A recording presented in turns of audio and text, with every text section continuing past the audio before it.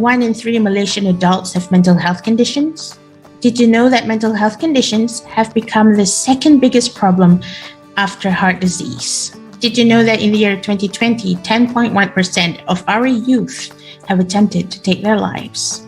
Do you really think we can ignore mental health issues anymore? Do you believe that we can just ignore when people cry out for help with their mental illness and just sweep them under the rug and pretend like it's not affecting us at all? I'm Afzan, a mental health advocate, and I'm here today to share with you my story.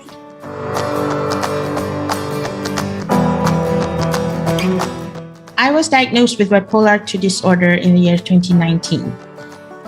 Now, people with bipolar disorder like me, we experience two extreme emotions. When we're elated, we're very, very elated. We'll be hyper, we'll be active, we'll be overconfident. When we're hit with a depressive episode, we're really, really sad.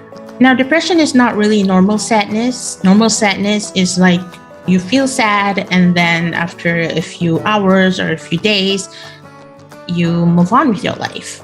But depression is when you feel prolonged sadness, a feeling of hopelessness, a feeling of defeat, like you no longer have a purpose in life anymore. And it goes on until it affects your ability to live your life normally. It may affect you at work. Your work performance will be affected. You won't be able to go to work. You won't be able to meet friends even. When hypomania episode hits, that's the overly confident, overly elated part of it. You get overconfident. You feel like you're on top of the world. Nothing in the world can stop you. You're invincible. And that's also a symptom. And that's what we people with bipolar disorder have to live with. Now, as I said, I was diagnosed only in 2019. Does that mean that I've lived my whole life without having bipolar disorder? No, I probably have lived with it all my life and didn't even know it. Now, what I remember is there was an event when I was 6 or 7 years old. Something happened and it affected me tremendously. It triggered something in me. I started becoming an overachiever. I excelled at school. Studies came easy for me, so I didn't really have to study hard and I would still get straight A's. And still I would feel like I was not good enough. I would participate in every single event the school had to offer. I had to be good at everything. I just had to be the best in everything at school. Yeah, I know, it's a good thing, right? But little did I know that it was actually triggered by an event that happened to me before. Now, that continued on until my teenage years. Now, I really cannot pinpoint the times when I experienced the symptoms of bipolarity. I suppose because when I was a child up to my teenagers, I wasn't really thinking much about health. I have to say, I only started noticing the symptoms when I started university. I went to university up north here in Malaysia. I entered 1-year matriculation program. I was a social butterfly. I went out, I had many friends. I went out with people. After the 1-year matriculation program, I went on a 1-year foundation course, design foundation course, because I wanted to take either architecture or interior design. And I had to take that 1-year foundation course. Now, I don't really remember what happened that year. Not long after I started my 2nd year in interior design, something affected me terribly. And for the life of me, I cannot remember what it was. So it was semester break and I returned home. That was when I guess I first noticed that I was feeling depressed. I was at home and I spent my days mostly locked in my room.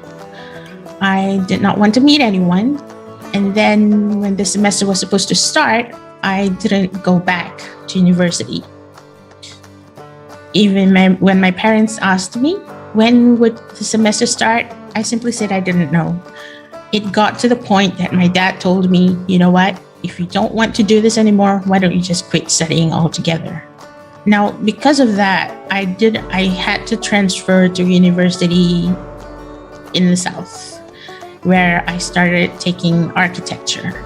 I was still depressed at the time. See, that's the thing with depression. It's not just something you can turn off, you can turn on, and it's not something you just get over within a short period of time. It's a prolonged feeling of sadness, of hopelessness. And I felt that probably the entire year.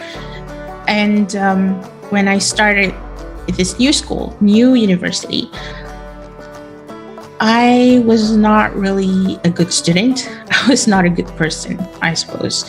I really thought that the problem was just me being a spoiled brat, me being an ungrateful girl, because I had everything going on for me. I had good parents, good family, good friends.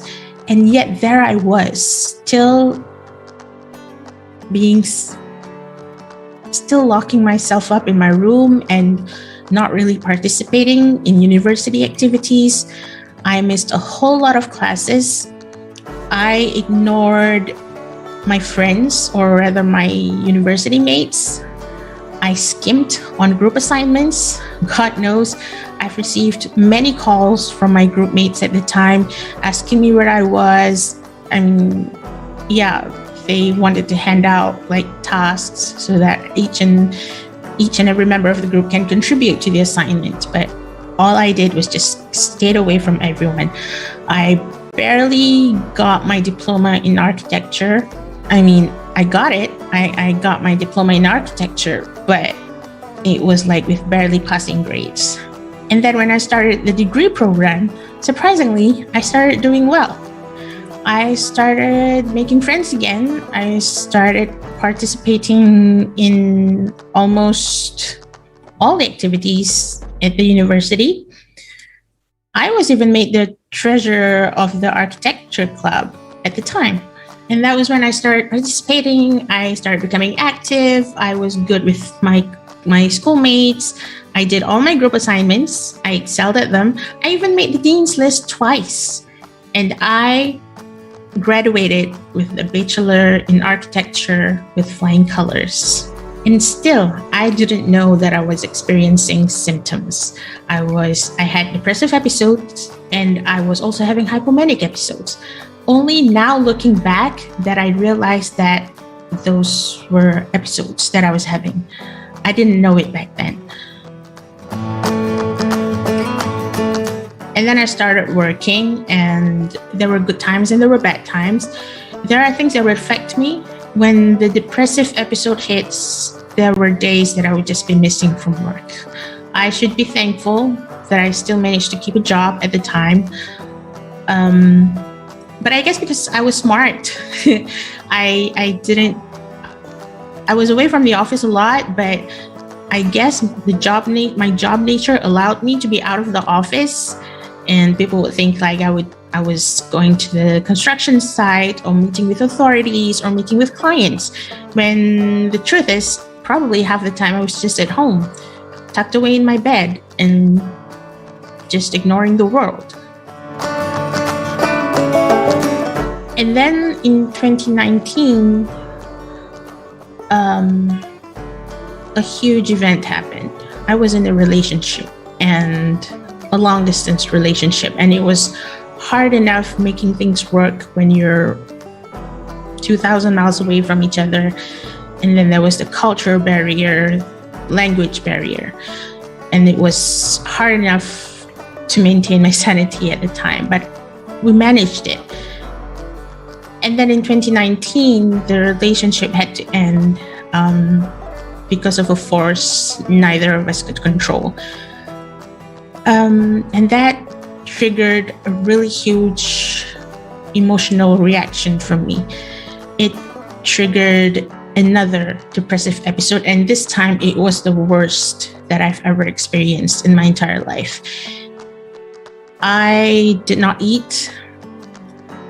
Whenever I eat, I would throw up.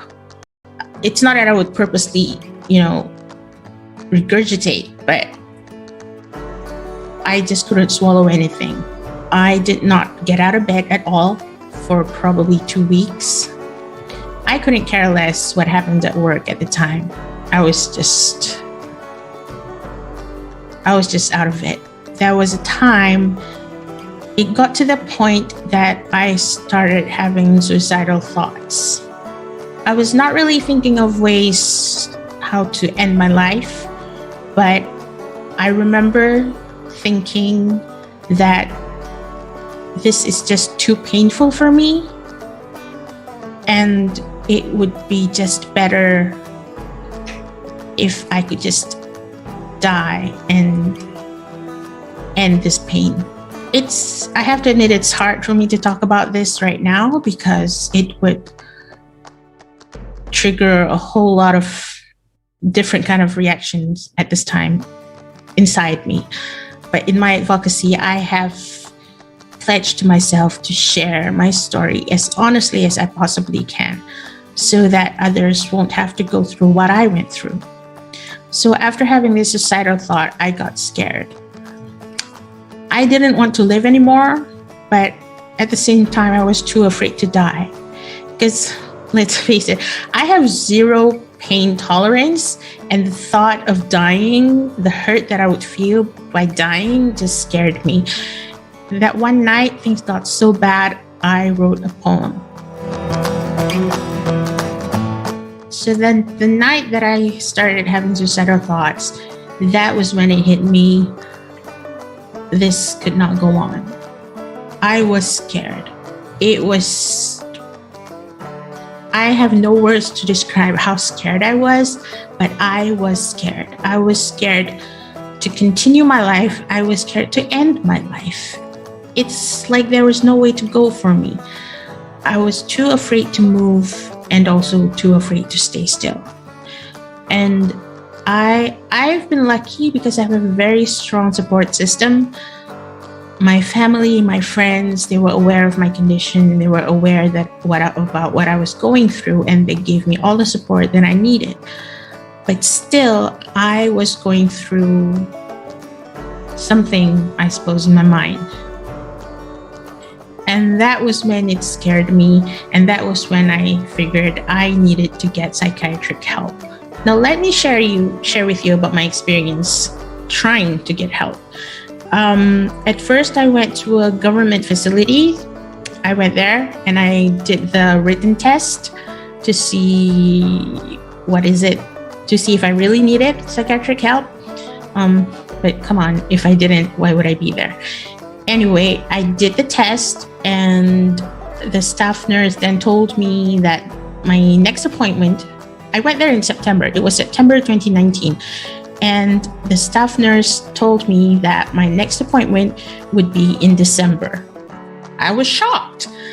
And I said, that long? 3 months? I had to wait 3 months before I could even start seeing a doctor. But I guess that's just how it was done. If you go to a government facility, I guess if you don't if you don't look like you need immediate help, then you won't get to see the doctor immediately. But I was already having suicidal thoughts, remember? So I really, really did not think that I had the luxury to wait. So I decided to get private psychiatric help. So I went there. I started seeing I started therapy. And I remember that first meeting with my psychiatrist, I didn't cry at all. I was very factual about it. I was just telling her what I was experiencing, what happened to me, and why I wanted to get help. I even talked about my suicidal thoughts like it was nothing. I guess at the time, all I felt was numbness. I didn't feel any sadness. I didn't feel any happiness. I didn't feel anything. I was numb. Call it a defense mechanism if you want, but I guess that's also my way of protecting myself from exposing myself, from being vulnerable with a stranger. I mean, let's face it, a psychiatrist is a stranger. And here you are trying to share your deepest innermost thoughts with someone that you've only met this first time. By my second visit, that was when the dam just broke. I started crying uncontrollably, and it got to the point where I couldn't breathe.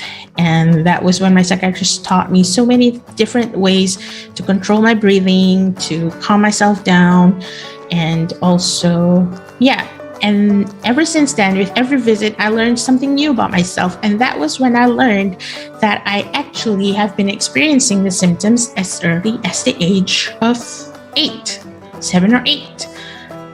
And my condition was probably triggered by that one event in my life when I was 6 or 7. And after seeing that psychiatrist, that was when I realized that I really was ill. And that things that happened prior to my diagnosis, they were symptoms that I didn't even know about. Like, remember I told you the time I was back home after university during the semester break at the university, and all I did was just stay locked up in my room, didn't meet anyone, and I didn't even go back. And even when my father said, you know what, just don't go back and just stop studying altogether, I didn't even cry. I just, I was numb. My psychiatrist started me on a medication. We started with a low dose that gradually increased a little bit. But I have bipolar 2 disorder, and there's 2 types, bipolar 1, bipolar 2. Now, bipolar 2, I wouldn't say that it's a milder version of bipolar 1, but people with bipolar 1, the symptoms are worse, I suppose, when they get to the higher extreme end, where they this feeling of overconfidence. It's like they can't even feel like they're God. But for me, it's bipolar 2, so my symptoms are called hypomania instead of mania. Now let's talk about my hypomanic episode. I talk a lot in general, but when hypomanic episode hits, it's like I just talk nonstop. There's no punctuation marks at all. I just go and nothing would make sense to anyone. I would also be more fidgety and jittery because I just could not stay still. I would start shaking so bad because I just had to move. I cannot stay still. My mind would be so active. I'll have a whole lot of new ideas. That's when my creativity would flow like the river. And but the problem with that is that because my brain was going too fast, I myself would have a hard time trying to keep up. That's when I cannot focus on one thing for a long time. My attention span was like even worse than a goldfish. And the worst thing that happened to me during the hypomanic episode was in the year 2019, not long after I started therapy. I spent all my savings on gifts for people. Within a month, I guess, I cleared out all my savings account to the point I had no more savings at all. What I have now is just in the EPF, and thank God we're not allowed to withdraw EPF until the age of 60. 60? Is it 60 now? Yep, not allowed to withdraw money from the Employee Provident Fund. Is that what it's called? Provident Fund? Until the age of 60. Otherwise, I would have cleaned that out too, and I would not have any savings at all for when I get old.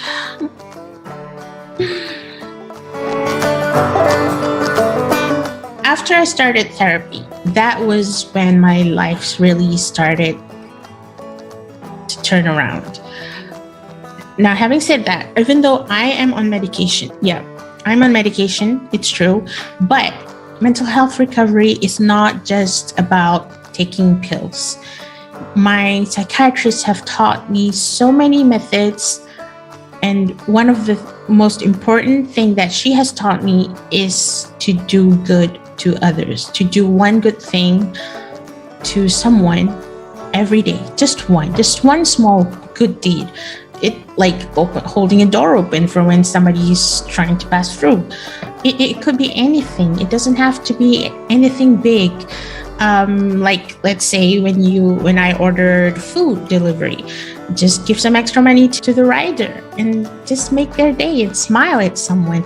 It just these random acts of kindness that will just give you this feeling of self-worth. All these events prior to me getting diagnosed were signals. My brain and my body were sending me signals that something is wrong with me, but I didn't know it.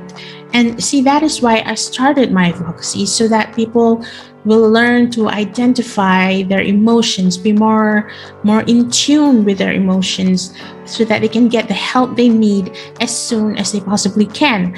Instead of like me, I got help when I was 38 years old, whereas I've been living all my life with bipolar symptoms and didn't even know it. Now, I'm not sure whether I would totally recover from bipolar disorder.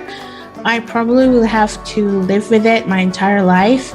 Now, all I can do is manage it. Now, I know a lot of people would be adverse to the possibility of having to take medications for mental health issues, but I can assure you, I cannot speak for other people, but as for me, the medications do help me. And I guess I'm lucky because I didn't have like an allergic reaction or a severe reaction towards the medication. See, getting help saved me. Now, I have managed to live a relatively normal life with a social life, with friends, with families, and a job. I have learned to recognize the triggers. I've learned to identify what would trigger a depressive or hypomanic episode, and I learned to avoid them, or if I have to face them head on, I am now better prepared to go through it. And admittedly, the medication helps, but it's not the only method of recovery that I'm doing right now. Makeup therapy helps me. I love makeup, and I do my makeup almost every day, and I find it to be very therapeutic. And as you can see today, I have a full face of makeup, and I did this makeup myself right before I started shooting this video. And you have no idea how nervous I was to do this video with you. But again, I feel it's important for me to share my story so that people can learn from it. People like me, we can go from the depressive episode to a hypomanic episode within seconds. In the blink of an eye, we'll have a mood swing, and it's murder. I've read about people whose symptoms include extreme anger or being moody and stuff. But for me, when I go into hypomanic episode, I go into like I guess excessive happiness. I guess I would smile a lot. I would talk a lot, and I would engage with people a lot. I would talk to strangers, which is something that I wouldn't normally do. So you see why I'm sharing all of this with you? It's because I want to show you that it is possible to live a normal life, even if you have a mental condition. See, there have been a lot of movies, films, TV dramas that portray people with mental health issues to be violent, to be murderers, and that is not always true. There is only a small percentage of people with mental health condition that are murderers. Few of us go through psychotic episodes, okay? And I suppose I'm lucky because I got the help I needed when I got it. Because if if I were to just ignore my thoughts at the time, I guess there was a high possibility that I would put my thoughts into action, and I would actually just, I don't even want to think about it. It's just too dark. stigma against people with mental health is one thing, but the self-stigma, the self-hatred that we people with mental health issues feel ourselves is also the one thing that stops us from getting the help we need. And that is why it's important for me to share this story with you, share my story with you. It's not about exposing it's not about exposing the skeletons in my closet. No, it's about making an example of what I went through so that other people won't have to go through the same thing. I know it's cliche, but I guess cliche works. So you see, it is possible for people with mental health issues to live a normal life, a relatively normal life. And I always say live your own normal and not what others' expectation of what normal should be. Because for me, normal is taking my medications, do the things that make me happy, I guess, do the things that make me, do things that distract me. When I was first approached and invited to do this masterclass, I was really at a loss because, like, how do you teach someone to live with a mental illness? How do you list down the steps for you to be better and to manage your mental condition? Because see, everyone have different experience when it comes to mental health or mental illness or mental disorders, what have you. My experience is different and yours could be different. What works for me might not work for you and vice versa. And it's important for us to pay attention to each other, pay attention to your loved ones, any change in their mood, change in their behavior. And we just need to be kinder and more compassionate to each other. Because mental illness is indiscriminate. It doesn't care whether you're Muslim, whether you're Christian, whether you're Jewish, whether you're Buddhist, and whatever else religion there is in the world. It doesn't care what race you are. It doesn't care whether you are B40 or M40 or T20. Anyone can be hit with a mental illness. And it's important for us to just be kind and be compassionate with each other. So these days, what I do is I take my medication on time. I spend my extra time in my advocacy because let me tell you, helping others help you a lot. Being kind to others help you in your recovery. And I suppose just talking about my experience helps me in dealing with my own demons, inner demons, and hopefully it helps others too. I hope that by me sharing my story, it can open your eyes and open your heart, open your minds to the possibility of living a normal life, even if you do have a mental illness. It's not easy. I can tell you straight up, it's not easy. It will take a lot of effort. It doesn't happen overnight. I didn't get well overnight. I'm still managing my condition. But with resilience and perseverance, nothing is impossible. You can get better, you can manage it better, and you can do whatever you want, even with a mental health condition. And that is the whole purpose of my advocacy. Number one is to end the stigma against people with mental illness. Number two is to encourage people and educate the public, encourage people to get help as soon as they possibly can and not wait until it gets worse. And number three is to normalize talks on mental health. I really, really want us to start talking about mental health as normally as we talk about cancer, as we talk about diabetes, as we talk about heart disease. And number four, I want people to know that there is no shame in admitting that you have a mental illness. There is no shame in admitting that you're taking medications for a mental illness. If you have to take insulin for diabetes and you're not ashamed of it, it's the same thing with taking mental health, with taking medications for your mental health. There is no shame in it. It's just part of who you are, but it doesn't define who you are. Okay, like me, I'm an architect by day. I can do my job well. I'm actually quite good at it, and And now I am branching out to advocacy and just speaking to people and sharing my story. I do not talk about mental health from a medical point of view because I'm not a medical expert, but I share my story.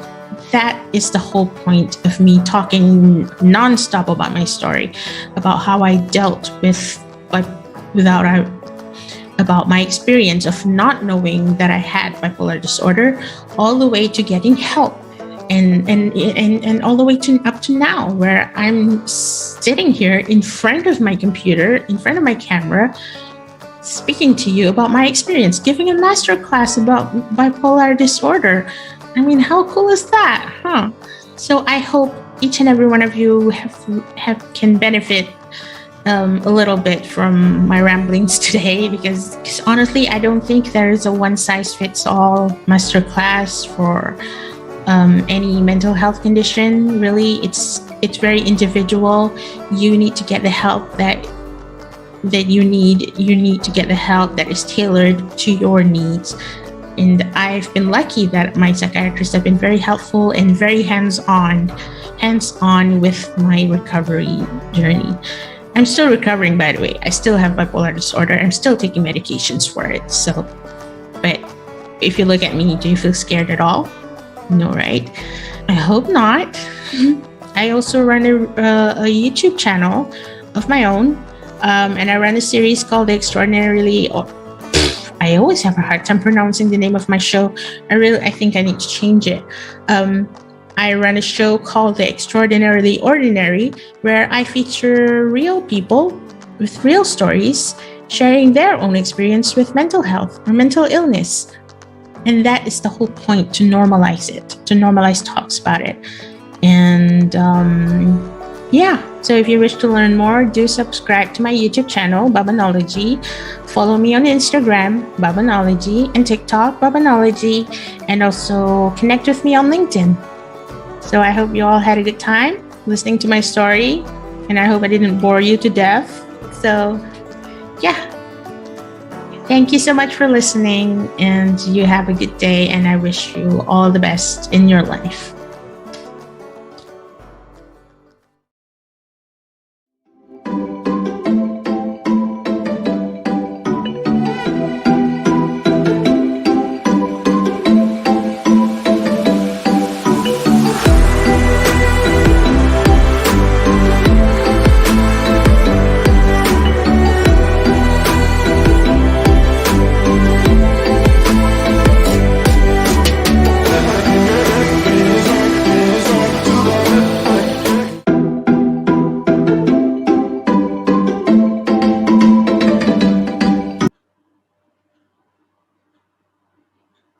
Hello, Afzan. Thank you so Hi. much. Thank you so much for such a wonderful video and a wonderful sharing. Thank you. It was my honor. I I can tell you as I was watching it, it reflects a little bit about myself. Really? Yes, but I don't think I've gone through the kind of experiences that you went through.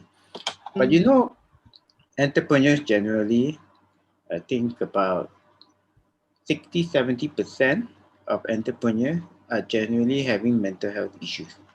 Mm-hmm. Yeah, because of all the trials and challenges that they have to go through, especially in the early stage of entrepreneurship. So I can say that I'm one of them. But and precisely what you said about the feeling of death, and depression, that's exactly how I felt at the time.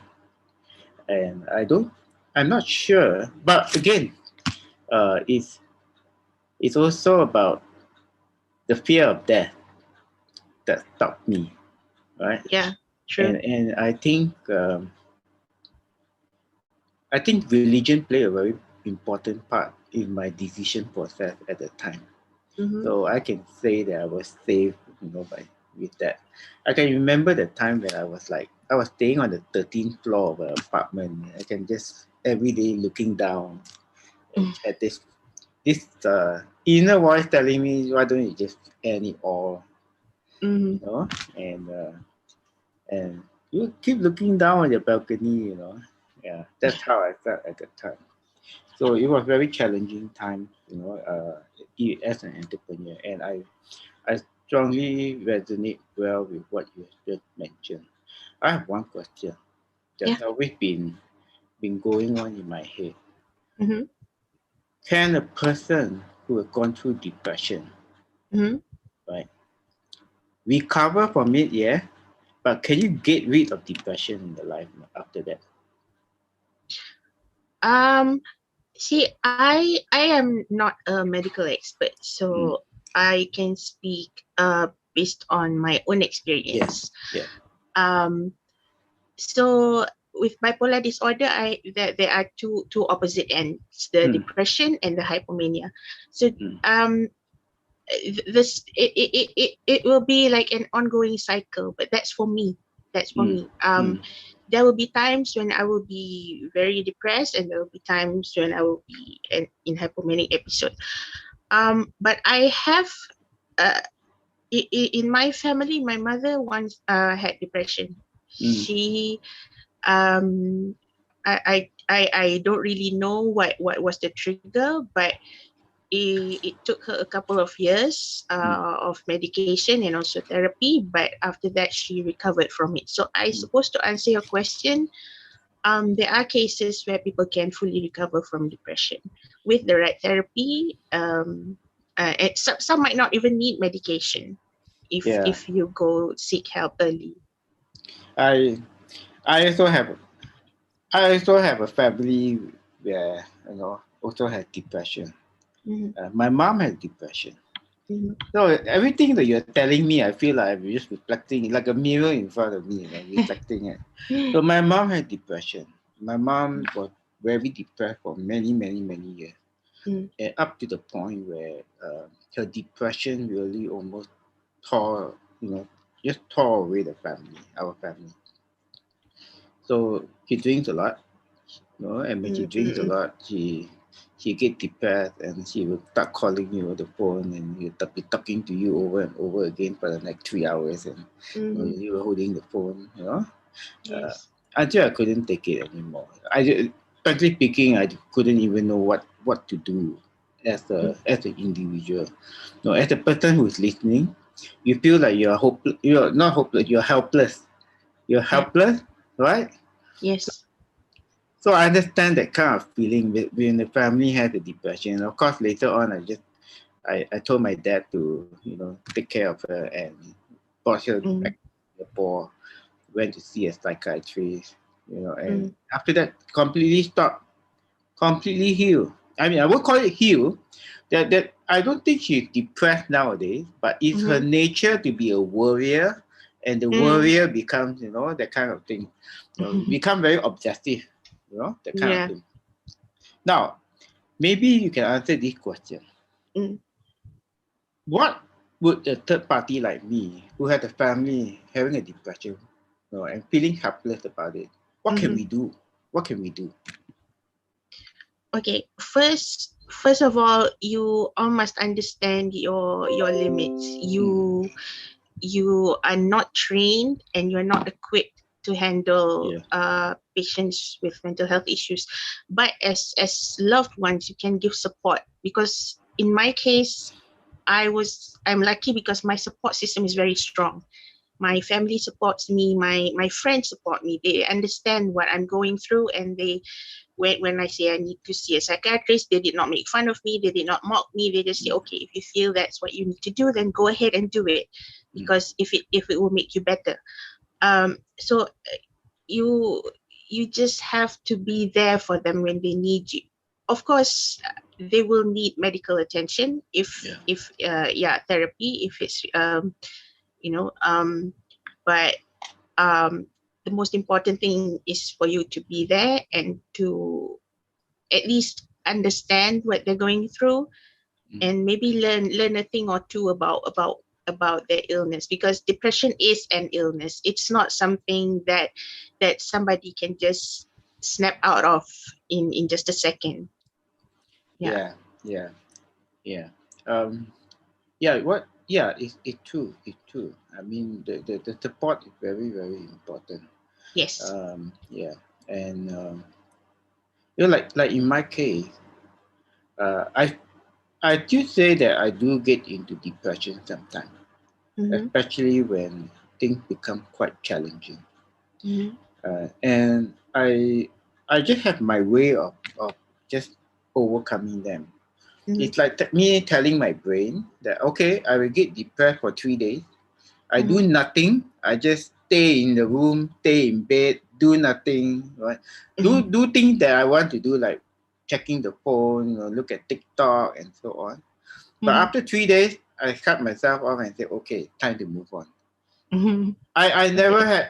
had, fortunately, I never had the use of medication Mm-hmm. because I think during those times, the word medication, seeing the doctor is or seeing a psychiatrist is a very taboo kind of thinking, Yeah. right? It still is in It in still some is, yeah. communities. Yeah. That's why I never take my mom to see a doctor. Mm, But my dad took her to see a doctor. mm, And I think slowly because of that, we have come to accept that we need a doctor in our life when we have depression, yes. right? So so the thing is, what will be that? I know that, different people will have different ways in handling their own depression. Mm, What is like I've shared mine, I've just shared mine, yeah. right? Mhm. So what will be yours? Okay. First off, let me correct something, because there is a difference between Mm. feeling depressed and Yeah. having depression. Yeah, Feeling okay. depressed is normal. Everybody goes through it. But depression is when your sadness, your feeling of hopelessness Mm. goes on for a longer period of time, at Mm. least 2 weeks. Mm. If it lasts more than 2 weeks, and no matter what you do, you still have that sinking feeling in your Mm-hmm, mm-hmm. stomach, Mm. that you're sad, you're Mm. helpless, then that is a sign of depression. But Yeah. if it lasts just for just like 1 or 2 days, 3 days, then it's just feeling depressed. So you probably don't need any therapy for that, because it's normal. Okay. Okay. Uh what was the question again? Sorry. How do you handle, in your own ah way, how do you handle it? yeah. Okay. So what people need to understand also is that healing and recovery is not linear. It's not like when they put you on medication, then you go on a straight line and you become better. No. Mm-hmm. And Mm-hmm. it's also not just about medication. It involves a lot of aspects in your life. That is why I said earlier, Yeah. you need to have a strong support system, because with a strong support system, then your will to get better will be higher. And then it involves your activities, the things that you uh, do things that make you, that excites you, that give you a sense of Mm. purpose. That is why I started my advocacy, because it gives me a sense of purpose in life, so that I can help others to understand their condition and be better. Mm. um and in some cases, it also, I've read studies that shows that even food also have an effect on your mind. So the number one Yeah, thing I to eat avoid. chocolate. Chocolate is actually good, it makes you happy, but not Yes. not a lot, of course, in moderation, eating in Yeah. moderation. But I noticed, right, when I'm stressed Mm, out, maybe I feel depressed or what, I will just binge. I mm, will binge on binge chocolate. eating. Yeah. Yeah, I will just keep eating, Mm, and that's what it is. Yeah, I do agree with you that about advocacy and so on. Like for mm, me, my outlet is I help entrepreneurs. yeah. So that is my outlet. That's the one that make me happy, that Mm, keep me going. So despite of all the challenges or feeling of depression or depressed mode and so on, but when I talk to one entrepreneur, I'm always very happy. And I made it a point that my phone is always on, and usually entrepreneurs who are feeling a sense of hopelessness or feeling a bit down and depressed, they will call me around 10 to 11. Sorry, 10 to 1 a.m. in the morning. oh. and they will chat with me right up to 2 a.m. in the morning. Mm. Right? I just cannot. I can't say no to them because I know when they want to talk, they will talk. Mm. And usually at this time, at night, is where they feel the loneliest and darkest night. Right? Yeah. Yeah, the loneliest and darkest night. That's why I made a point to have myself available during those times for entrepreneurs. So you can say that befrienders is we are like a befrienders but I don't know how is befrienders like when it comes to dealing with bipolar or depression.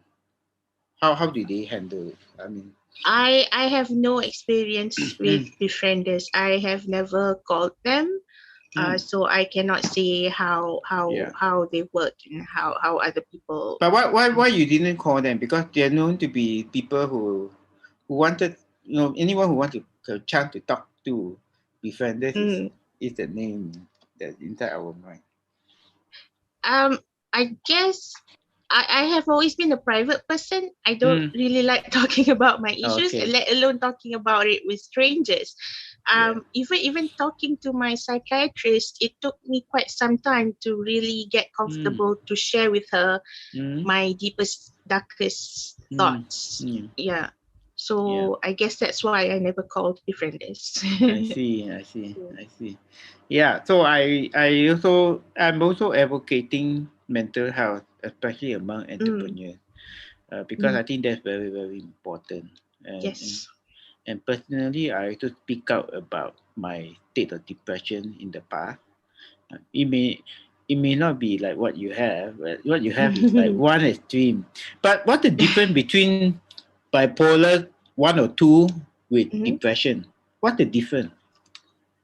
Okay. Depression is just the low point Okay. where you feel sad and hopeless. Yeah. But bipolar, you experience two extreme ends. One is you feel very low and very depressed, while the other one, it could be overconfidence. You take more risks. And in extreme cases of bipolar, normally people with bipolar 1, that is you can even feel like you're God, where you feel like you can jump off a building and you won't get hurt.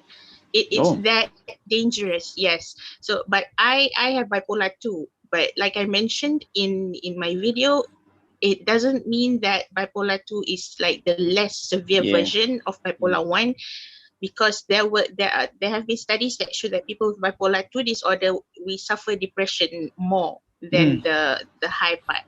So yeah, that is the difference between bipolar and depression. So can I say that bipolar 1 is those people who are very overconfident? And I know there's a lot of successful entrepreneurs. You see them in the news one day and say they committed suicide. But they are very highly confident entrepreneurs, very well respected, right? But they still end their life. So maybe that's the kind of bipolar 1. I'm not sure. But sometimes I do think about hey, if I were to crash this, I just run into this car, I will get out, I will be okay. I will go past the car.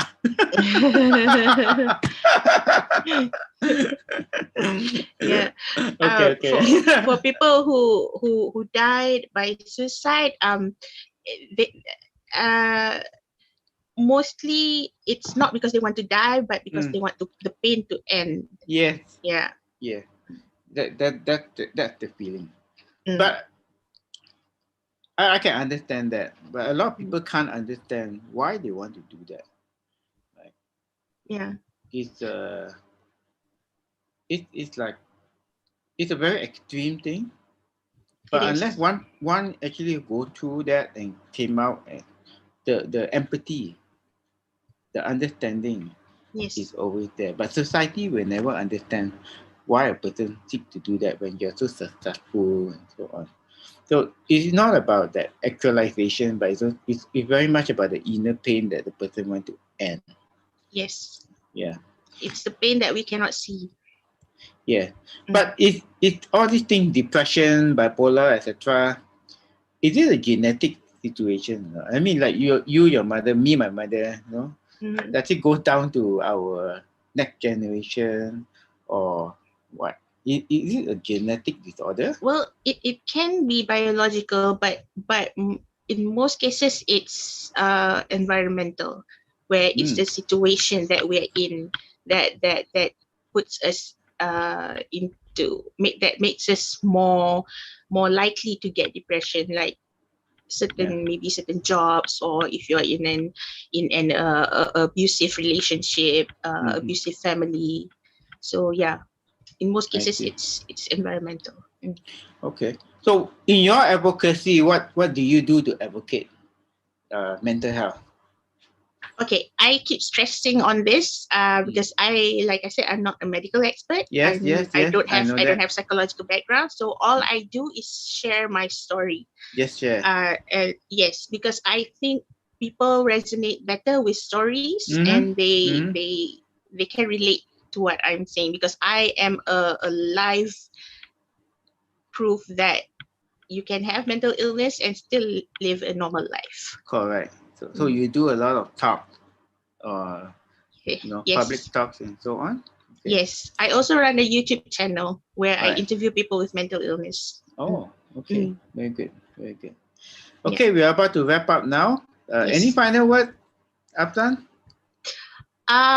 Well, just if you feel like you need help, please do so. Don't wait until it gets worse. And also, if you want to find out more about mental health, you can always follow me on Instagram, Babanology, and also follow my YouTube channel, Babanology, also, because I'll be sharing my story and also interviewing people with mental illness so that you can understand it better. Yeah. Yeah, one last question. Why you call it Babanology? Oh, people call me Baban, so my story, Oh, yeah. So it's like biologies, but it's Babanology. I see. I Yeah. see. Okay, okay. So all the best to you, Afzan, Thank and you. Babanology, right? And Yes. again, viewers out there, if you are feeling yourself facing a lot of mental health issues, depression and whatnot, you can seek out or read up or view, Afzan videos and. I don't know whether Yes. you take calls or not. You don't, right? I know it.